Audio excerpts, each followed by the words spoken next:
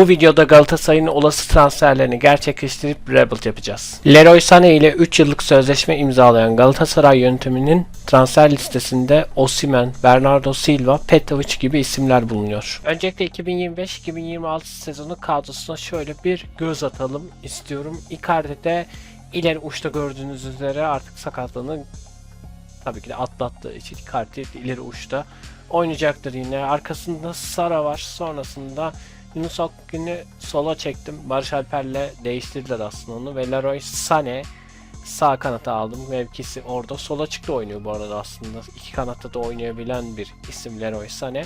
Sonrasında Torreira Lemina ikilisi, arkasında Davinson Sanchez, Abdülkerim Bardakçı, hatta Davinson Sanchez şu tarafta oynuyor. Eren Elmalı ve Kaan Ayhan ve kalemizde de Günay Güvenç var.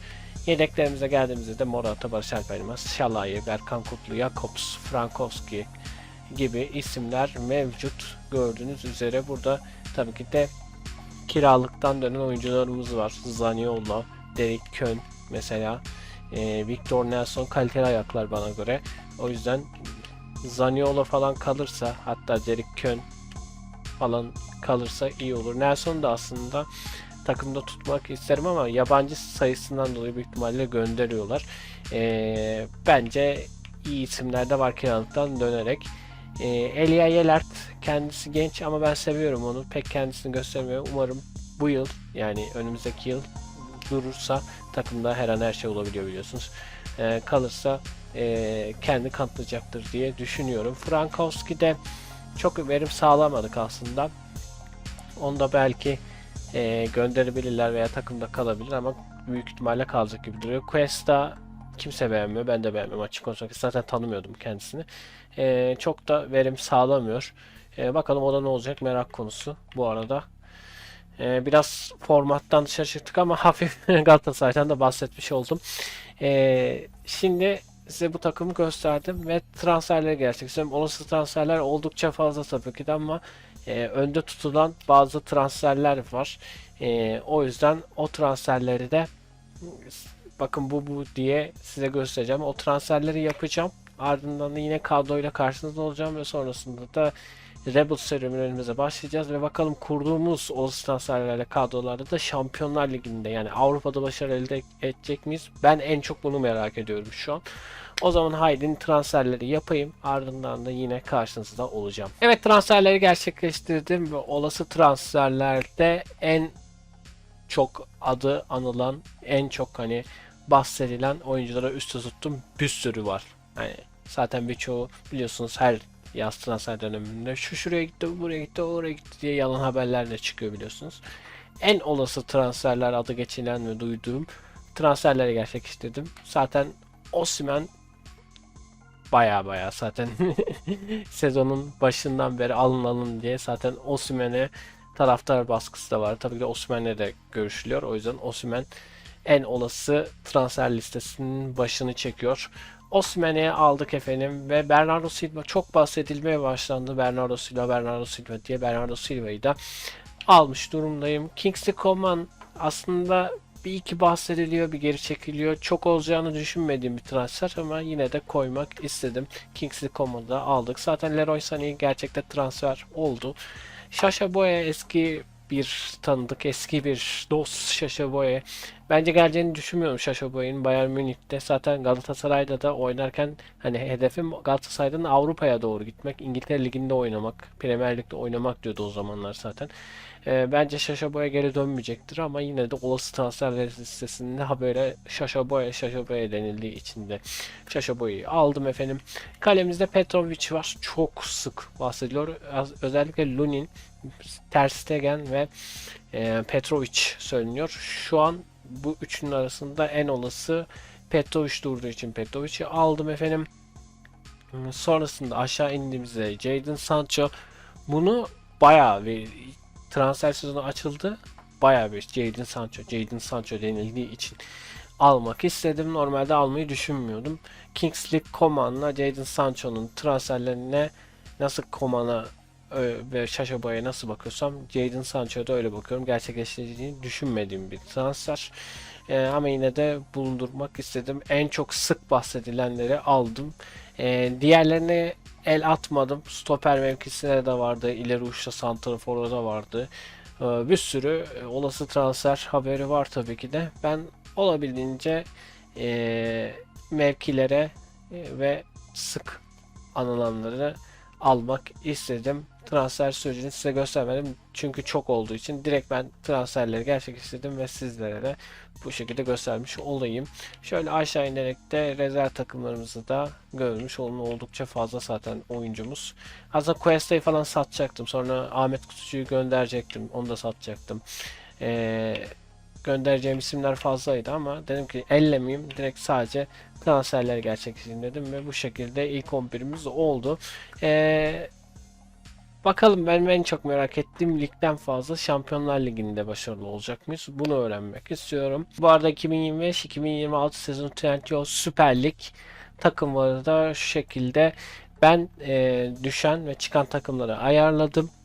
2025-2026 sezonu şeklinde ilerleyeceğiz. Tabii ki de bu simülasyonumuza bir takım fazla, biliyorsunuz 4 takım düştü bu yıl ligde.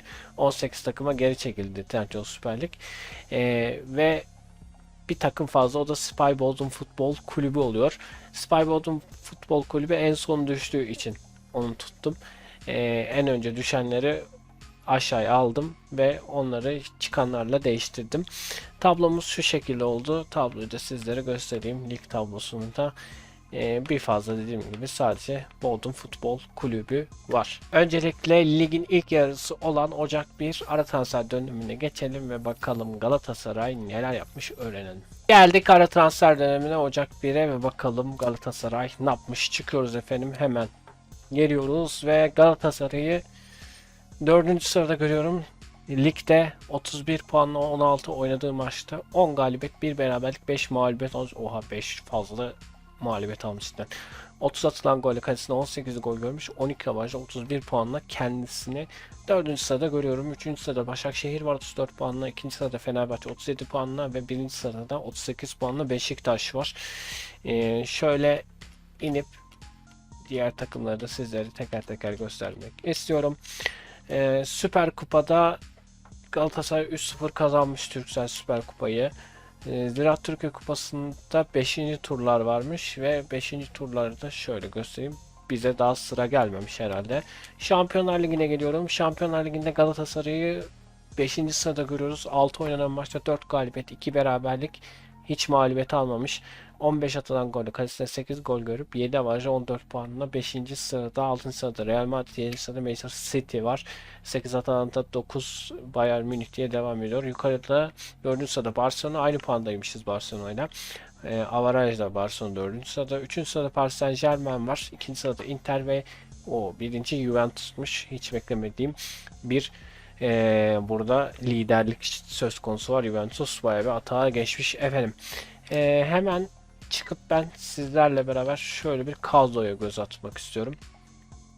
Kadroda birbirleriyle anlaşma var mı diye bakıyorum. Hiç kimse birbiriyle anlaşmıyor. Birbirleriyle anlaşmadıkları için zaten, birbirlerine artı vermedikleri için zaten o yönden de takım çok net oynamıyor gördüğünüz üzere. Yani ne Icardi'si, ne Osimhen'i, ne Sané'si, ne Boya'yı, ne Sanchez'i, ne Eren Elmas'ı, ne de Coman'ı veriyor. Petrovic, Abdülkerim Bardakçı, Torreira ve Bernardo Silva 4'ü veriyor. 7'si yok. 7'si niye birbirleriyle anlaşmıyor?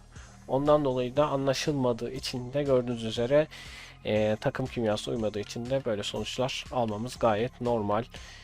Takım mutsuz duruyor. Fazla olası transfer yaptık, ondan mutsuzlar. E, Ondan kaynaklı olduğu diye düşünüyorum. Yani başka bir açıklaması yoktur. Şimdi sezon sonuna doğru geçelim. Bakalım Galatasaray sezon sonunda ne yapmış ligde ve Şampiyonlar Ligi'nde yoluna devam etmiş. Benim en çok merak ettiğim Şampiyonlar Ligi'nde ne yapacak? Şu anki sonuçlarıyla iyi, ligin ilk yarısında son 2 maç kala Şampiyonlar Ligi'nden. Bakalım yani devam edebilmiş mi? O önemli tabii ki de. Hemen geçiyoruz efendim. Çok da ilginç, o kadar transfer yaptık ama birbirleriyle anlaşmayan bir takım olmuş o arada. Sezon sonunda şaşırabileceğim sonuçlar görebileceğimi tahmin ediyorum. O zaman haydi gelin sezon sonuna doğru geçiyoruz. Geldik sezon sonuna. Şu yukarıda yönetim becerisi var. Sanırım o kadar olası transfer sonrası maaşlar ödenmedi mi, ne oldu? Artık ödenmediği için midir bilemem. Baya bir düşmüş, kıpkırmızı görüyorum. Çıkıyoruz efendim ve bakalım ne olmuş, ne bitmiş görelim. Geldiğimizde Süper Lig'e Galatasaray ikinci sırada tamamlamış. Beşiktaş şampiyon olmuş. Aynı puandalarmış bu arada. Bizimkilerin avarajı da yüksekmiş Galatasaray'ın ama sanırım hani ikili mücadelelerde Beşiktaş da ev deplasmanda orada skor olarak Beşiktaş geçmiş demek ki. Ondan dolayı ona bakılarak Galatasaray ikinci sırada, Beşiktaş ilk sırada şampiyon olmuş. Ben öyle tahmin ediyorum. Nasıl hani yanılmıyorsam, yanlış bir şey söylemiyorsam böyle olmuş. Beşiktaş şampiyon olmuş. Biz ikinci sırada olmuşuz. 36 oynanan maçta 26 galibiyet, 5 beraberlik, 5 mağlubiyet almışız. 87 attığımız golü kalemize 43 gol görüp 44 maçta 83 puanla ligi ikinci sırada tamamlamışız. Hemen şöyle aşağı inerek diğer takımları göstereyim. Fenerbahçe 3. Başakşehir 4. Samsun 5. olmuş. Şöyle inelim efendim. Ve düşenleri 4 tane burada görüyorsunuz. Biz Bodrum'u saymazsak şayet Gençler Birliği, Karagümrük ve Kocaelispor düşmüşler. Aa bak, dikkatimi çekti. 3 tane çıkan takım, Trendyol birincilikte çıkan takımlar geri aşağı inmişler. İlginç olmuş gerçekten de. Bizler Türkiye Kupası'nda Trabzonspor Konyaspor'u yenerek kupanın sahibi olmuş. Şampiyonlar Ligi'ne geleceğiz efendim. Şampiyonlar Ligi'nde de Real Madrid kupanın sahibi olmuş. Biz ne yapmışız? Son 2 maç vardı bizde. Biz 5. sıradaydık. 6. sıraya düşmüşüz. Değil mi? Biz 5. sıradaydık yanlış hatırlamıyorsam. 6. sıraya düşmüşüz.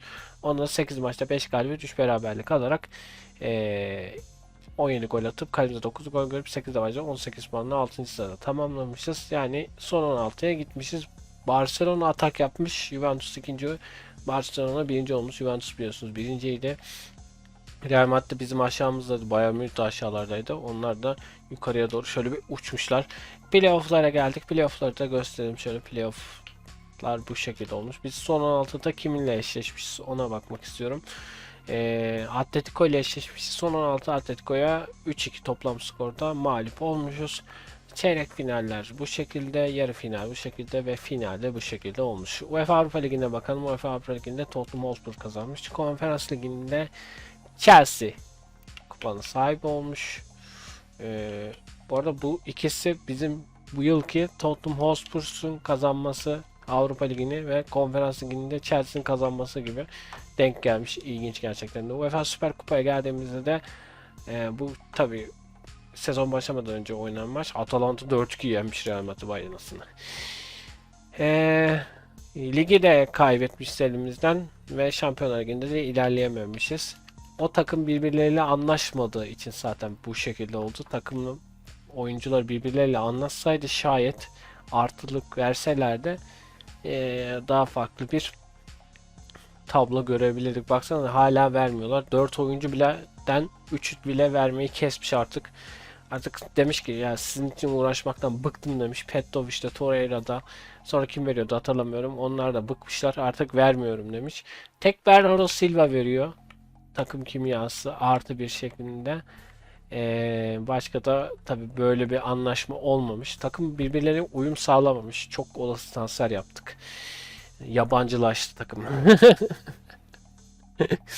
Aslında Sacha Boey var ilk 11'de. Bernardo, Sané ve Coman var 4 tane. Diğer 7'si pardon Petrovic de var. Petrovic de var. 6'sı normalde birbirleriyle oynayan oyuncular ama ilginç gerçekten de. Değişik bir durum olmuş. Birbirleriyle anlaşsalardı bence takım uçar gider diye düşünüyorum ama uçup gidememiş. Evet, videomuzun burada sonuna geldik. Değişik, gerçekten de beklemediğim bir tablo oldu Galatasaray için. Yeni transferleri bu şekilde yaptık. Tabi daha transferler olur vesaire ama sonunda bir Galatasaray'la belki hani son transferleriyle belki yine bir böyle turnuva şeklinde bir maçları oynayacağım bir turnuva şeklinde bir seri başlatabilirim veya başlatamayabilirim. Bilmiyorum. Hiçbir fikrim yok. Zaman ne gösterir bilmiyorum. Bizim Rebuild'ımızda Galatasaray başarısız oldu. Gerçekten inşallah Galatasaray Şampiyonlar Ligi'nde de ilerler bayağı ve Avrupa'da istediği başarılara ulaşır diyorum. Bunları görmek istiyoruz tabii ki ülkemiz olarak. Bu yıl Avrupa'da mücadele edecek tüm Türk takımlarına başarılar diliyorum efendim. Videomuzun burada sonuna geldim dediğim gibi. Kendinize iyi bakın. Farklı videolarla yine karşınızda olmaya çalışırım. Şimdilik bu kadar. Hoşçakalın. Bay bay.